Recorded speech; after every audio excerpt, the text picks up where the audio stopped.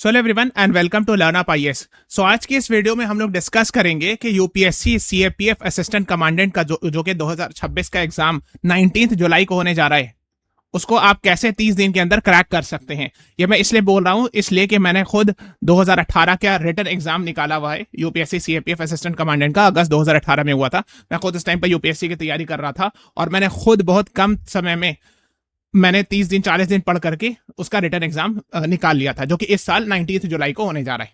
Okay, लेकिन एक चीज मैं बता दूं, जो 30 दिन आपके पास है वो उसके लिए है जो प्रॉपरली यूपीएससी की तैयारी कर रहे हो एटलीस्ट 1 ईयर से। ऐसा नहीं है कि आप जीरो से स्टार्ट कर रहे हैं और आप 30 दिन के अंदर सीएपीएफ का एग्जाम निकाल लीजिएगा। ऐसा नहीं है। जो बात रहेगी ऑनेस्टली हम आपको बताएंगे। ओके, तो अब आप ये समझना ये है कि अगर आपने तैयारी की, हो सकता है आप इस साल यूपीएससी प्रीलिम्स दिए, नहीं हो पाया, बहुत ज्यादा लक बेस्ड था जैसा कि आप लोगों ने देखा, लेकिन अगर आपने इसका फॉर्म भरा है ना, तो अगर आपके पास 30 दिन है, आप उसको इफेक्टिवली यूज करके रिटर्न एग्जाम निकाल सकते हो। बहुत बेनिफिशियल होगा इन द सेंस कि आपको एक अगर आपने यूपीएससी नहीं क्वालिफाई कर पाए इस साल प्रीलिम्स का एग्जाम सिविल सर्विसेज का, और अगर आप ये क्वालिफाई कर गए तो आपको एक मोरल बूस्ट मिलेगा। इसलिए बहुत ज्यादा इंपॉर्टेंट है। 19 जुलाई को ऑलमोस्ट 29-30 डेज लेफ्ट है ना।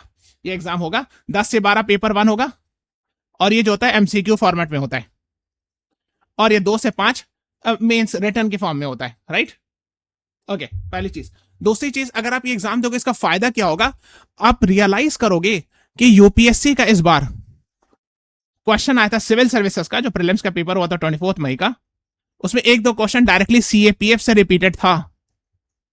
ओके, और अगर इसका आपको प्रूफ चाहिए तो मैं आपको प्रूफ के लिए बता दे रहा हूं कैसे देखना है। ये हमारा चैनल है, चैनल सब्सक्राइब कीजिए, प्लेलिस्ट सेक्शन में जाइए, इसमें व्यू फुल प्लेलिस्ट पे यहां क्लिक कीजिएगा और ये वाला वीडियो देखिएगा, एग्जैक्ट सोर्सेज रिवील। उसमें से एक क्वेश्चन है जो सीएपीएफ का फेवरेट टॉपिक है, वो अक्सर क्वेश्चन आता है, उसमें से एक क्वेश्चन उन्होंने पूछा।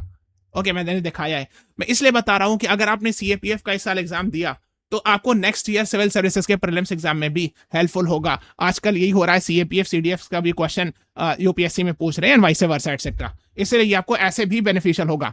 और मैं आपको बताऊंगा कि कैसे आप तैयारी करो। अगर आपने फॉर्म भरा है, जैसे आपको पता होगा लास्ट डेट फॉर्म था 12 मार्च, तो अगर आपने फॉर्म भरा है तो आप जरूर जाके एग्जाम दो और प्रॉपरली 30 डेज प्रिपेयर करो और एग्जाम दो। आपका ये भी निकल जाएगा और नेक्स्ट ईयर यूपीएससी प्रीलिम्स में बहुत हेल्पफुल होगा।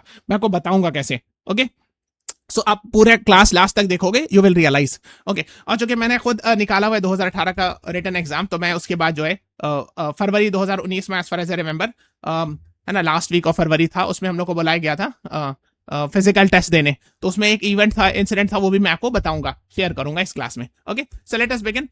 तो अब आप देखो क्या है कि सीएपीएफ आप जानते होंगे, सेंट्रल आर्म पुलिस फोर्स, जिसके अंदर ये सब है, CRPF, BSF, ITBP, SSB, CISF, है ना। आपने यूपीएससी के लिए अगर तैयारी की होगी, जीएस पेपर 3 में से पढ़ाया जाता है सिक्योरिटी में। तो 12 मार्च को ये तो लास्ट डे था फॉर्म भरने का, और 19 जुलाई का आपका एग्जाम है। इन सब में ये सीट्स है, और आपको असिस्टेंट कमांडेंट के लिए पोस्ट निकाला गया। असिस्टेंट कमांडेंट इक्विवेलेंट होता है स्टेट पुलिस में डीएसपी के इक्विवेलेंट। ठीक है, आप जानते होंगे ये सब चीजें, है ना। नाउ अब देखो, इसमें ये चीज आप एलिजिबिलिटी क्राइटेरिया, अगर आपने फॉर्म भरा होगा तो आपको पता ही होगा कि कितना eligibility criteria etcetera and all.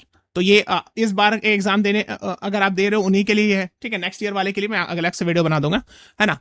तो अब हम लोग को इस बार, चूंकि आपके पास 30 डेज बचा है, आपको प्रॉपर एग्जाम पैटर्न पता होना चाहिए और कैसे तैयारी करना है 30 दिन के अंदर, अगर आप पिछले 6 महीने या साल भर से यूपीएससी की तैयारी कर रहे हो तो। पहला एग्जाम पैटर्न में आपको पता होगा 2 पेपर होता है। पेपर 1 10 से 2 घंटे का और एमसीक्यू होता है, और सेकंड वाला पेपर होता है 2 से 5, ये रिटर्न होता है। और ध्यान रखिएगा ये दोपहर में होता है, तो कभी कभी लोगों को स्लीपी फील होता है एटसेट्रा, तो आप उसी हिसाब से खाना खाइएगा, है ना, एटसेट्रा, बिकॉज उसमें लिखना होता है ना। I am sure you must be aware. और वैसे भी जो अगर सिविल सर्विसेज मेंस के एग्जाम दिए हुए होंगे उनको पता होगा ये सब चीज की प्रैक्टिस होती है। खैर, तो हम लोग चलते हैं। Paper 1 general ability and intelligence पूछा जाता है, और पेपर 2 जो है, देखो ये 250 मार्क्स का है, और पेपर 2 जनरल स्टडीज, एसे और कंप्रिहेंशन का होता है 200 मार्क्स का। ओके, और आपको पता है इसको जिस लैंग्वेज में जब आपने फॉर्म भरा होगा, तो इसमें ये सब लिखा हुआ है कि आपने फॉर्म भरा होगा तो जो लैंग्वेज आपने लिखा है उसी लैंग्वेज में लिखना होगा। अपने मन से आप चेंज नहीं कर सकते हैं। जो प्रिसाइज राइटिंग है, कंप्रिहेंशन है, वो इंग्लिश लैंग्वेज में ही होना चाहिए etcetera and all. Okay, now सबसे पहले अब हम जानते हैं, तो ये बेसिक चीजें, इसको हम और डिटेल में जानेंगे, इस दोनों के बारे में थोड़ा सा हम लोग डिटेल डिस्कशन करेंगे, है ना। उसके बाद हम लोग ये डिस्कस करें, अगर आप ये क्वालिफाई कर गए तो आप फिजिकल टेस्ट के लिए बुलाए जाओगे, है ना। तो मैंने ये दोनों जो एग्जाम थे ये मैंने क्वालिफाई कर लिया था, हमको फिजिकल टेस्ट के लिए बुलाया गया था। स्टिल रिमेंबर, फरवरी 2019 की बात है, और मैं गया था, और शायद as far as I remember I actually missed here. तो 100 मीटर रेस था, उसमें 16 सेकंड से थोड़ा सा ज्यादा हो गया था and I miss here. Okay, तो ये आपको पता होना चाहिए, ये सब फिजिकल टेस्ट होता है। और ये कंडीशन से है ना, फीमेल कैंडिडेट के लिए क्या क्या कंडीशन, आप इसको पॉज करके पढ़ सकते हो, ठीक है, या उसको आप एग्जाम बाद भी देख सकते हो प्रॉपरली। उसके बाद क्या होता है, उसके बाद मेडिकल टेस्ट होता है ना, physical test, physical standard test, physical efficiency test, है ना। फिर उसके बाद आपको इंटरव्यू के लिए बुलाया जाएगा, इंटरव्यू के बाद है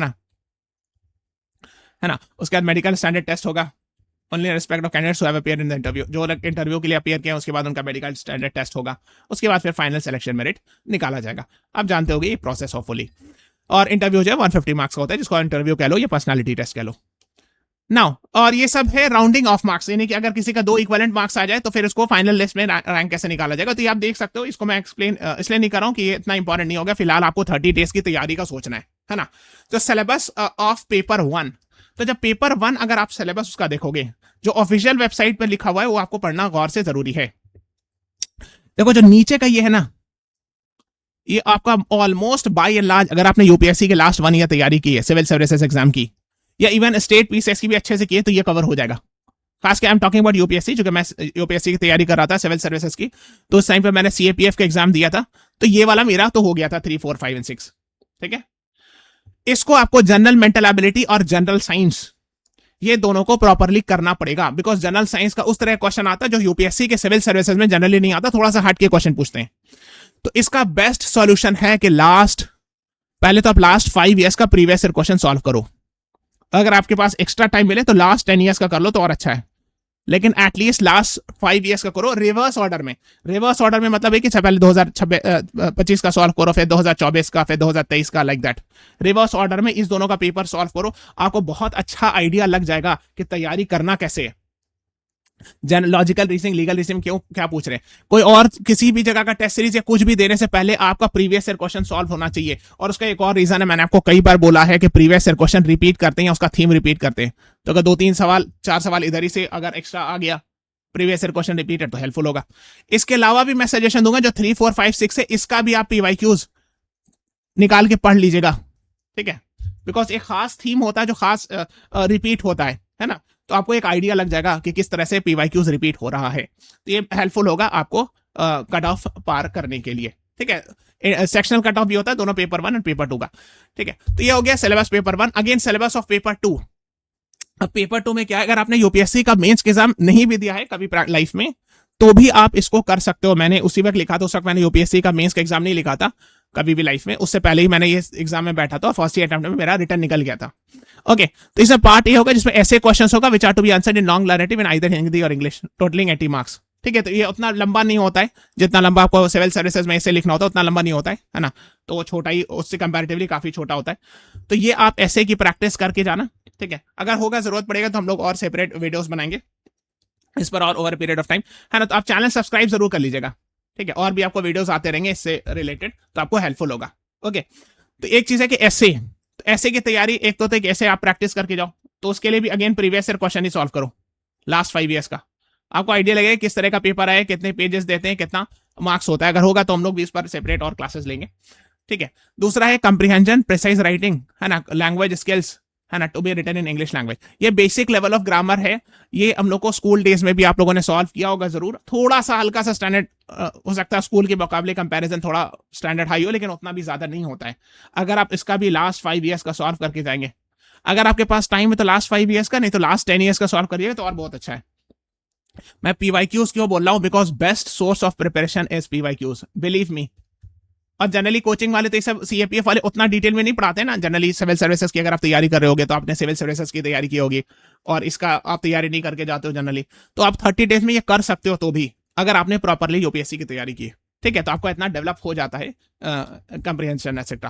तो इसको आप करो, प्रैक्टिस करो, प्रीवियस ईयर क्वेश्चन अगर होगा तो हम लोग और सेपरेट्स में क्वेश्चन लाएंगे, प्रीवियस ईयर क्वेश्चन डिस्कस करेंगे। लेकिन आप please press the like button और चैनल को सब्सक्राइब करो ताकि हम लोग को भी मोटिवेशन मिले और हम और लोग और कंटेंट लेकर के आएंगे, ठीक है। अच्छा, ये सब चीजें थोड़ा सा इंस्ट्रक्शन है कि अपने हाथ से लिखना होगा, है ना। आंसर बुक वगैरह चेक कर लीजिए, है ना, ये सब चीज कि कंप्लीट है कि नहीं, है ना। अब देखो ये सब ध्यान जरूर रखिएगा। मान लीजिए लिखा हुआ है कि 200 वर्ड में लिखना, 300 वर्ड में लिखना, जो लिखा हुआ आप अपने से दिमाग लगा के 400 वर्ड 500 वर्ड का लिख रहे हो, तो please do not do this. वो उसको इरिटेशन माना जाता है और अच्छा नहीं माना जाता है ना। अपना रोल नंबर कहीं भी अंदर में नहीं लिखिएगा एटसेट्रा, ये तो आप जानते होंगे कैसे लिख रहे हैं, अपना रोल नंबर या नाम रिवील कर दिया, वो सब नहीं कीजिएगा, ठीक है। वो सब ध्यान रखना है। अनफेयर मीन स्ट्रिक्टली प्रोहिबिटेड है, और एग्जाम हॉल में, है ना, ये सब तो आपको पता ही होगा, ये सब तो ऐसे कोई नया चीज नहीं है ना, ये आप जानते होगे। अच्छा, एक चीज और जो मैंने आपको बताया था बिगिनिंग ऑफ द क्लास में कि मैं अपना पर्सनल एनेक्डोट भी शेयर करूंगा, हुआ ये था कि हम लोग जब मैंने रिटर्न एग्जाम निकाला था उसके बाद फिजिकल टेस्ट के लिए बुलाया गया था। तो हुआ ये था कि एक लड़का था, उसकी हाइट कम थी कुछ, ठीक है। तो उसको पहले चेक किया गया, तो उसको कहा गया कि देखो बाबू तुम जो है उसमें फिट नहीं हो रहे, ये इसका क्राइटेरिया आप देख सकते हो, ये मेल्स के लिए है ना, और ये फीमेल्स के लिए क्राइटेरिया। तो उसको उसकी हाइट थोड़ा सा कम थी, ठीक है। तो जब उसको मैच कराया गया उसकी हाइट वगैरह से एंड ऑल, तो जो उसकी हाइट की एज के हिसाब से जो था वो नहीं मैच कर रहा था, ओके।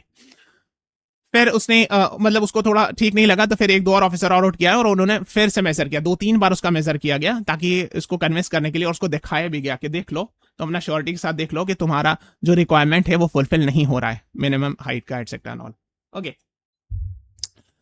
तो उसके बाद जो है उसको अग्री करना पड़ा, उसको मायूसी हुई और बेचारा चला गया। तो ये इसलिए मैं बता रहा हूँ कि आप ये सब देख लीजिएगा कि अगर आप मान लीजिए इसमें फिट ही नहीं बैठते हैं तो फिर आप एग्जाम देके क्या कीजिएगा। मतलब आप दे सकते हो exam, go and sit in the exam and मतलब आप उसका एक्सपीरियंस ले लो, लेकिन आप इस उम्मीद मत दो कि आपका सिलेक्शन हो जाएगा। इसलिए मैं बता रहा हूँ कि बिकॉज वहां जाकर के अगर हर्ट होता है तो थोड़ा सा बुरा लगता है।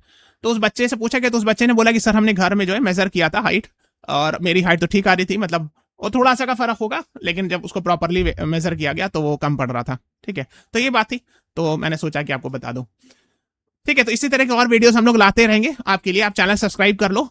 और अच्छा एक काम करना, प्लेलिस्ट में जाओगे, है ना, ये सब तो वीडियोस हैं जो हम लोग सिविल सर्विसेज से रिलेटेड डाले, है ना। आप चाहो तो देख सकते हो, ये सब टॉपिक्स से एग्जाम में क्वेश्चन आ सकता है ना। और मैंने आपको बताया था कि प्लेलिस्ट में जाके व्यू फुल प्लेलिस्ट क्लिक कीजिएगा, ये सब वीडियोस देख लीजिएगा, यूपीएससी के क्वेश्चंस रिपीट कैसे होते हैं। इसलिए मैंने आपको कहा सीएपीएफ का बेस्ट सोर्स प्रिपरेशन का वो है previous year question. Last 5 years को तो पक्का करना है, रिवर्स ऑर्डर में मैंने आपको बता दिया, पहले 2025, देन 2024, देन 2023, लाइक दैट। और अगर आपके पास टाइम है तो लास्ट 10 ईयर्स का प्रैक्टिस करो, इससे अच्छा प्रिपरेशन का भी कुछ नहीं होगा, ठीक है। चैनल सब्सक्राइब कर लीजिएगा, please press the like button, share this video. Thank you everyone, thanks for watching, have a nice day.